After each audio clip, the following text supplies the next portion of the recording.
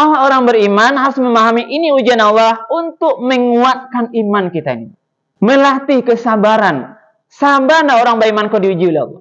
Yakinlah ibu dan bapak, la yukallifullahu nafsan illa wus'aha. Allah tidak akan menguji seseorang kecuali Allah menganggap dia mampu memikulnya. Bagi yang lalai taat pada Allah atau sering berbuat dosa, lah tua-tua masih suka berjudi baru. Lah kayak suka juga pasang kartu chip online tuh, Bu. Ini datang musibah, ini mungkin tengkuran. Kita tidak boleh menghukum, menghina mereka, Bu. Tidak boleh, Bu. Ini evaluasi diri sendiri. Ini mungkin Allah tegur, kok salamu kawak lalai sembahyang, datang wak ke Surabaya.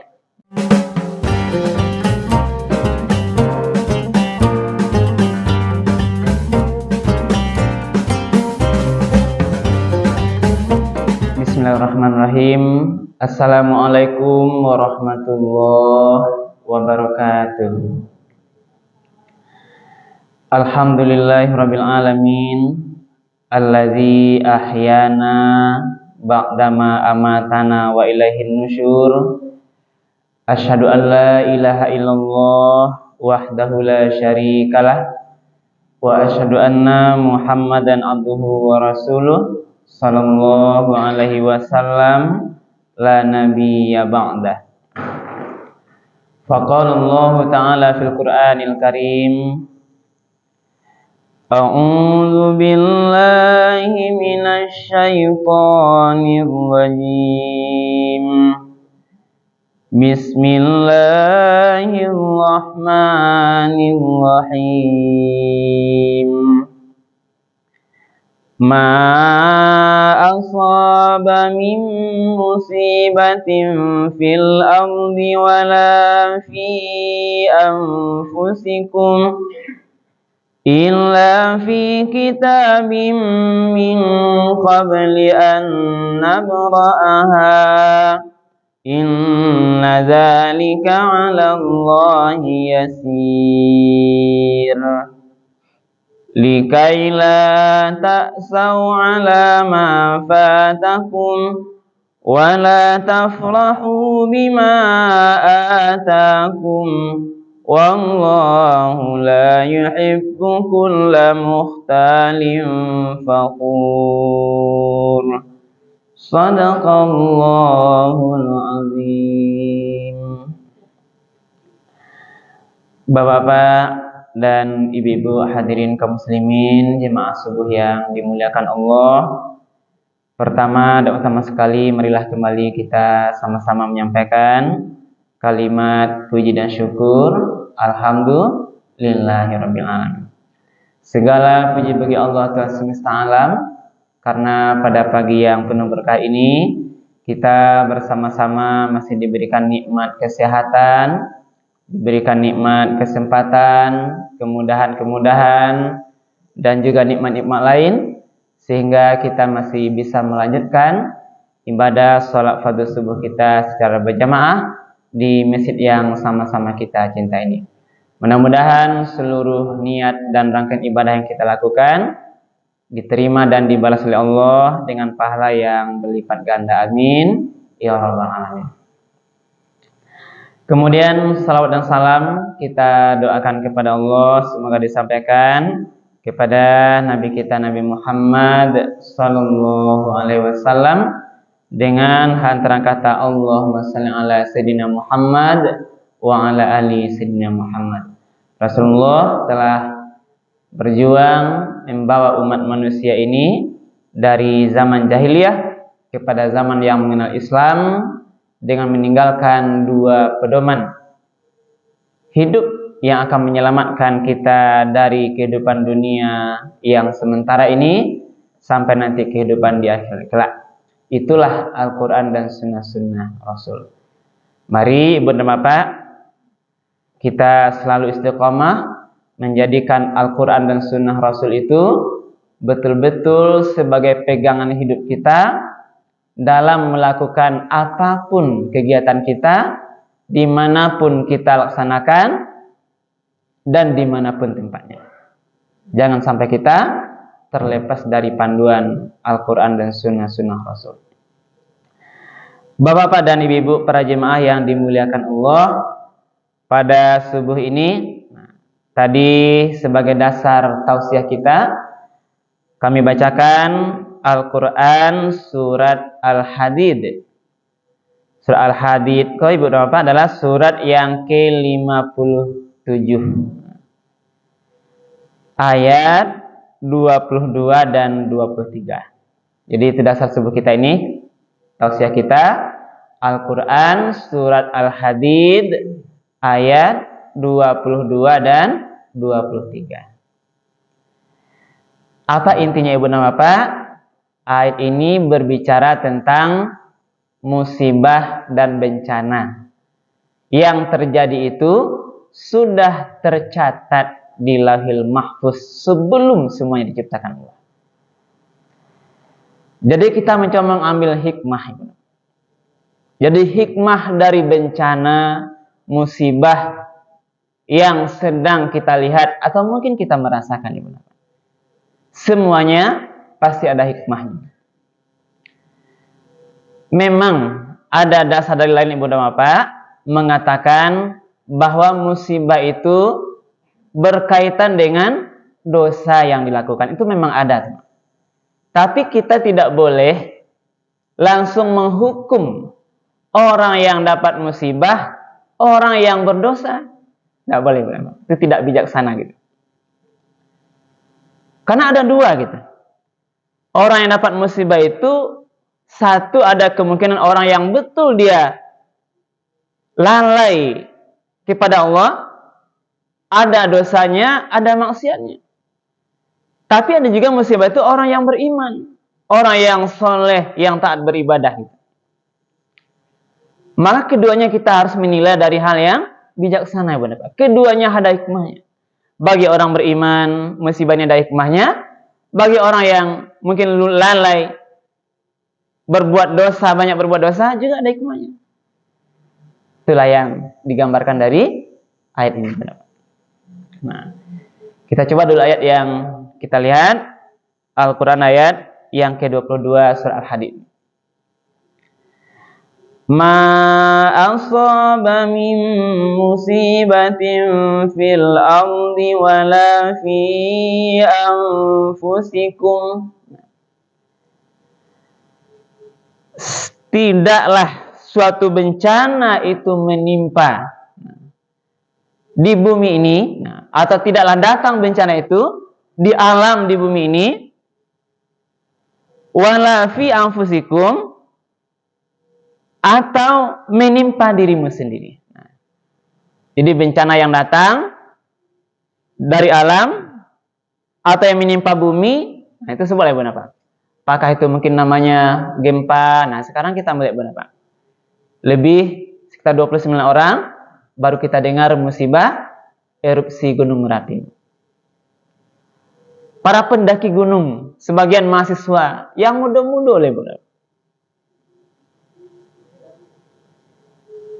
Gempa baru, dan sekarang masih Bu, kita lihat. Kemudian bencana banjir gitu. Kita di sini ya Pak ya, banjir. Dulu banjir datang di dekat Pasar Kamari itu. Jembatan yang arah Simpang Raya itu. Baru-baru kok jembatan yang dekat Masjid Panapa gitu. Airnya melimpah keluar. Membanjiri rumah-rumah warga, membanjiri SDIT, sekolah, banyak kita lihat benar. Atau musibah-musibah lain yang menimpa bumi ini. Banyak kita lihat. Kemudian wala fi anfusikum, tidak pula lah musibah atau bencana itu yang menimpa dirimu sendiri. Yang kita lihat terjadi di alam, menimpa mungkin orang lain, atau juga musibah yang menimpa diri kita sendiri. Apa kata Allah? Illa fi kitabim min qabli an nabra'aha. Tidaklah menimpa suatu bencana terjadi di bumi ini atau menimpa dirimu sendiri kecuali semuanya itu sudah tercatat di Lauhil Mahfuz sebelum kami mewujudkannya gitu. Jadilah takdir Allah Subhanahu wa taala. Lah ado janjiannya. Lah ado dalam kitab Lauhul Mahfuz sebelum mungkin semua diciptakan alam ini, diciptakan bumi ini, sudah ada takdirnya gitu. Berarti apa yang benar, Pak? Segala musibah yang menimpa di alam bumi ini atau menimpa diri kita sendiri itu sudah ditakdirkan oleh Allah Subhanahu wa taala. Nah, lah ditakdirkan. Lah ado janjiannya gitu. Nah. Inna zalika 'alallahi yasir. Nah, sesungguhnya yang demikian itu mudah bagi Allah. Jadi apakah mendatangkan musibah, bencana bagi Allah itu yasir. Mudah, perkara yang mudah. Ketika Allah berkehendak, apakah kebaikan atau musibah terjadi dalam pemahaman konsep bagi kekuasaan Allah, semuanya murah.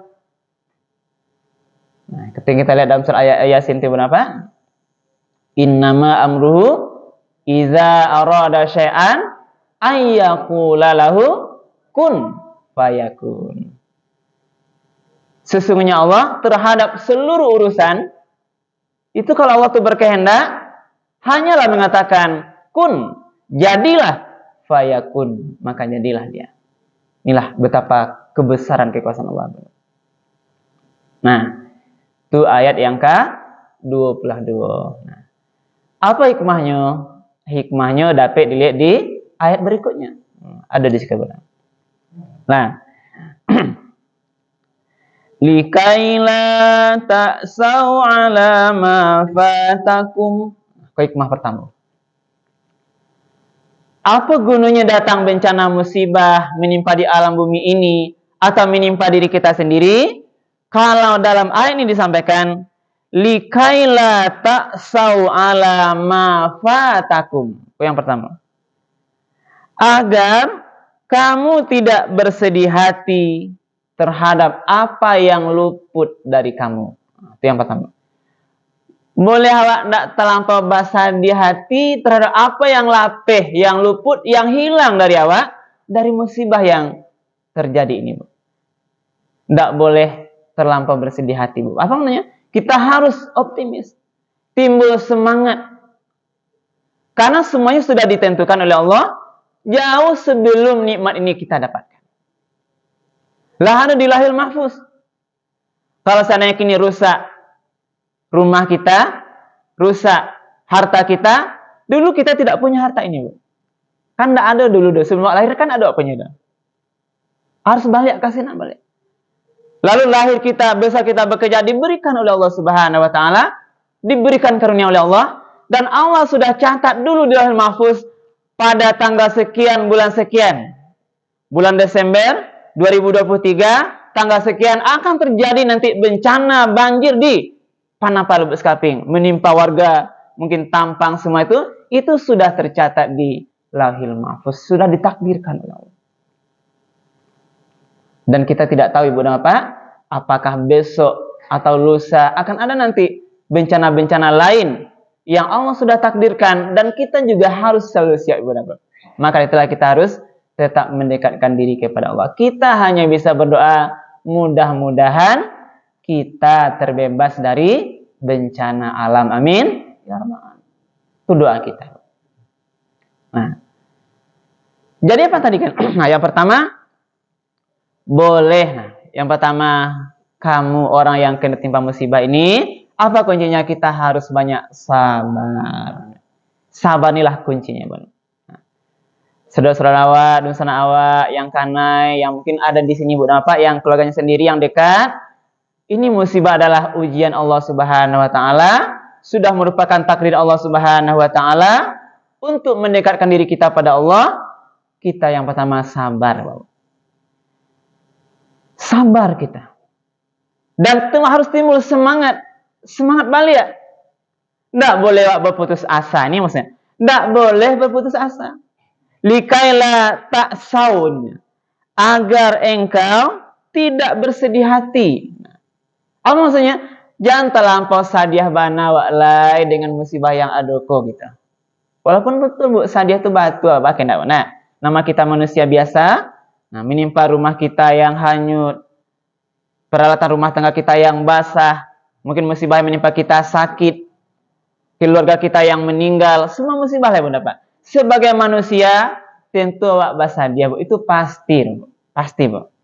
Kita manusia yang lemah Bu. Tapi awak harus balik kepada panduan Al-Quran balik Bunda. Jangan terlampau basah di hati. Inilah maksudnya. Ya. Tidak boleh awak basah di hati terhadap semua yang lepas dari kita. Ibu ya. Nah, kok kendaraan mungkin hari ini oto banjir tidak bisa hidup lain, atau yang lain kita tahu lah Bunda Pak. Pesan ini adalah pertama kita sabar, boleh awak tidak terlampau bersedih hati terhadap apa yang lepas dari kita, karena semuanya sudah ditakdirkan oleh Allah. Nah, paham sampai sini Bunda Pak? Paham gitu. Nah, itu yang pertama. Nah, yang kedua, wala tafrahu bima atakum.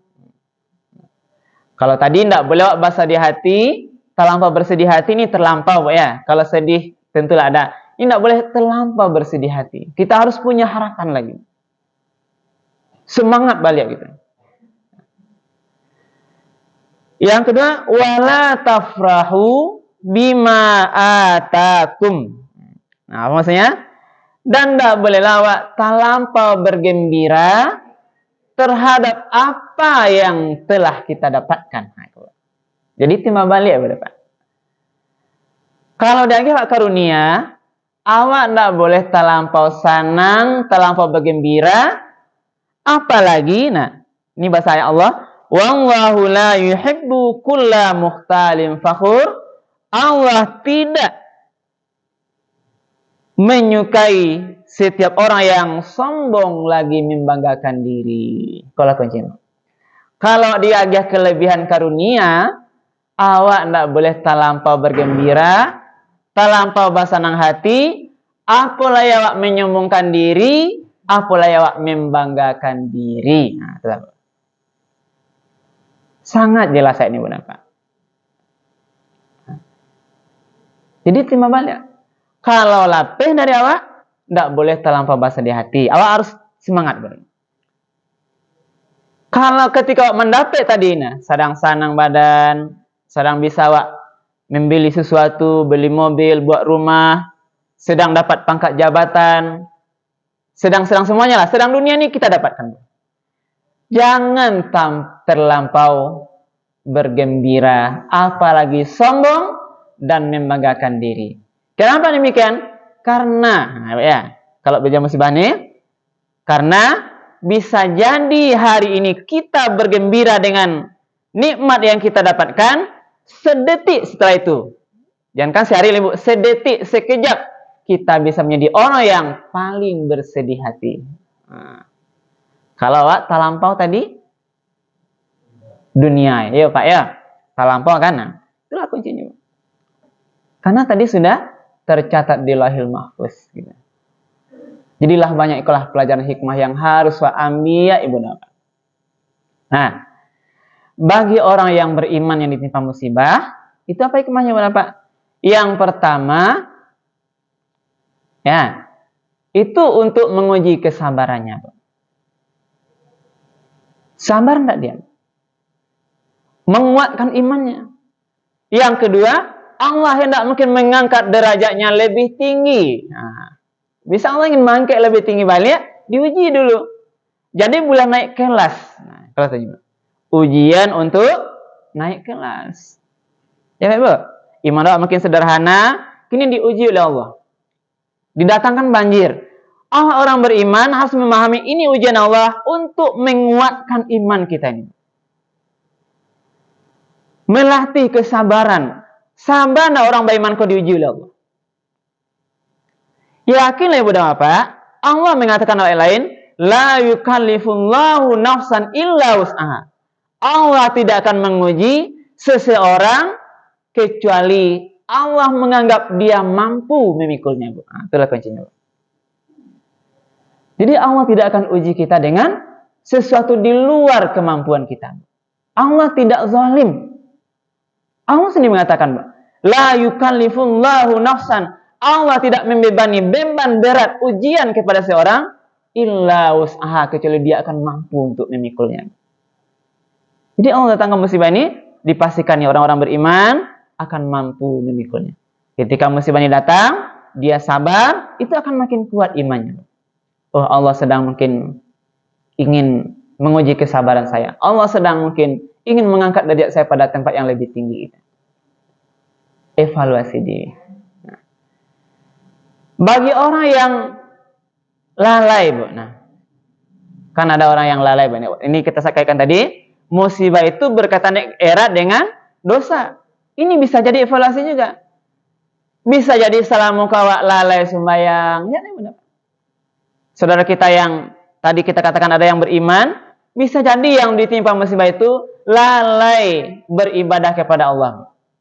Tiba subuh, tidak ada subuh. Tiba zuhur, asar, maghrib, tidak ada sembahyang. Apa hikmahnya bagi yang lalai taat pada Allah atau sering berbuat dosa? Nah, acuk bajudi atau berzina, masih suka main BT, main kartu chip dan sebagai dosa-dosa lain itu kenapa? Ini evaluasi untuk sadarlah gitu. Tidak datang dengan musibah. Sadarlah, Wak. Saudara-saudara kita ini. Bagi yang berbuat dosa, sadarlah, Wak. Mungkin selama ini kita lalai. Ini ditegur oleh Allah. Tantu iyo datang musibah. Karena diri itu. Mungkin awak semayangnya tidak ada. Umu lah larui kadang. Lagae. Tidak semayang. Ini bisa Allah datangkan musibah itu.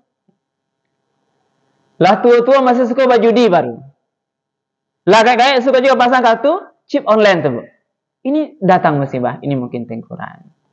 Kita tidak boleh menghukum, menghina mereka, Bu. Tidak boleh, Bu. Ini evaluasi diri sendiri. Ini mungkin Allah tegur. Kok salamu kawak lalai sembahyang, datang, Wak, ke Surabaya. Makanya Bu dapat banyak kini kan kalau ada musibah tuh kadang-kadang surau tambah rami gitu. Itu tujuannya. Nah, tiba gampo biasa surau tuh safnya sabaris. Kalau tiba musibah bencana biasanya bertambah saf tuh. Ini teguran dan pelajaran bagi Allah Subhanahu. Segala musibah Ibu Bapak di samping Allah takdirkan, ini juga karena ulah tangan manusia gitu. Zaharal fasadu fil barri wal bahri bima kasabat aydin nas. Ini dasar ayat, Pak. Tidaklah terjadi musibah di darat dan di laut kecuali karena juga ulah tangan manusia itu sendiri. Bisa jadi mungkin di atas puncak bukit itu, Bu, orang suka menebang liar. Ditabang sada pohon-pohon tuh. Kayu-kayu tuh. Ini juga penyebab. Kalau lah pohon ditebang hutan, tidak ada lah nanti untuk menahan air. Itulah yang timbul kamar Ibu. Sekarang kan juga menjadi perhatian masyarakat. Apa yang terjadi di puncak bukit itu, Bu? Apakah sudah di banyak penebangan? Masyarakat juga sudah berpikir sana. Maka juga Ibu Bapak, nah, itu juga ulah tangan manusia tadi. Yang merusak alam, merusak bumi ini hukum alam. Makanya tidak boleh awak itu merusak alam. Tidak boleh awak itu menebang liar secara tidak sesuai aturan. Suko-suko tiawak. Nah, ini banyak piti ada apa itu segalanya ditebangin semua hutan itu. Inilah menyebabkan. Dulu kan tidak pernah banjir Kota Madiun. Kejadian ini, Bu, nah kabarnya, Bu, air yang sampai melimpah ini seumur hidup masyarakat pernah enggak sebelumnya, Pak? Ada pernah enggak? Iku baru, Bu.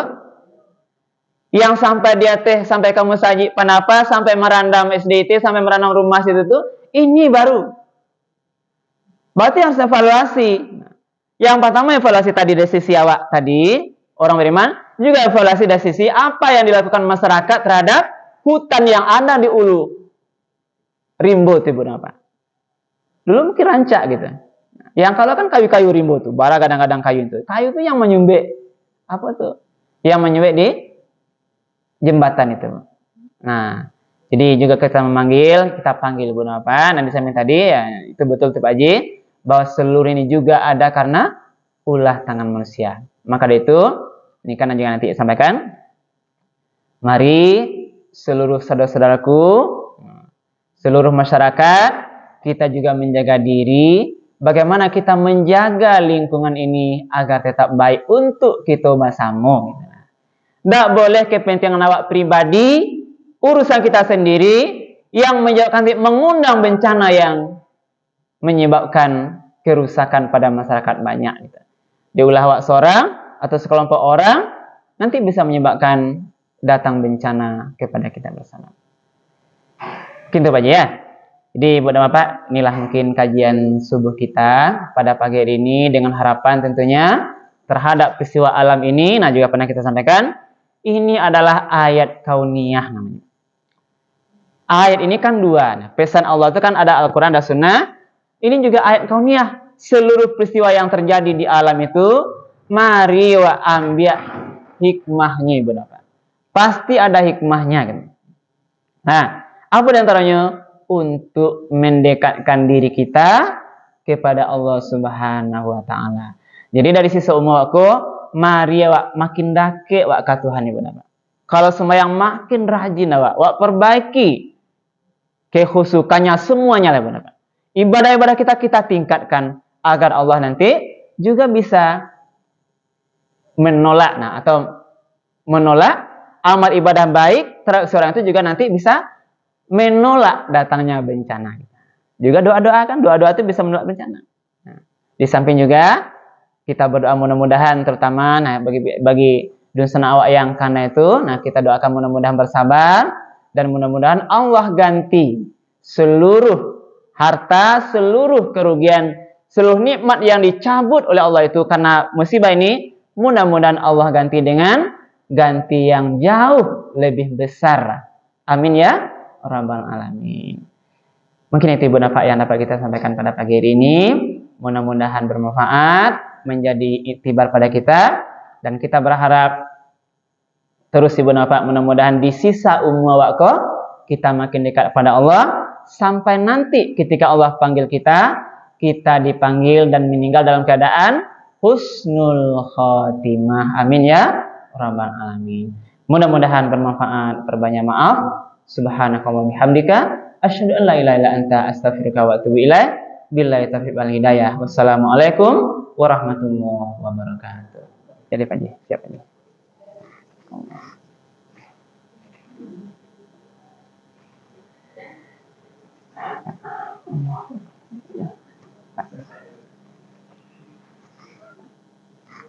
Ya, Bang.